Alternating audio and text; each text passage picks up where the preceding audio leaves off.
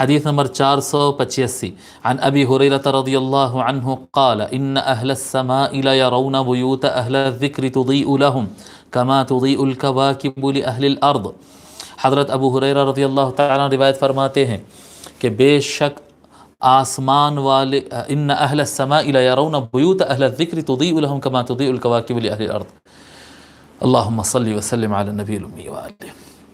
بے شک حضرت ابو ہریرہ رضی اللہ تعالیٰ عنہ فرماتے ہیں کہ بے شک آسمان پہ رہنے والے لوگ زمین پہ رہنے والوں کے گھروں کو، زمین پہ رہنے والے لوگ جو اللہ تعالیٰ کا ذکر کرتے ہیں، بے شک اللہ تبارک و تعالیٰ کا ذکر کرنے والوں کے گھروں کو آسمان والے ایسا دیکھتے ہیں جیسا زمین پر ٹھہرے والے لوگ اوپر کے سٹارز کو دیکھتے ہیں۔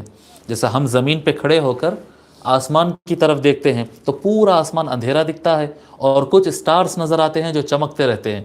تو جن گھروں میں ذکر ہوتا ہے، جب آسمان والے زمین کی طرف دیکھتے ہیں تو ان کو پوری زمین اندھیری نظر آتی ہے اور جگہ جگہ کچھ مکانات چمکتے ہوئے نظر آتے ہیں۔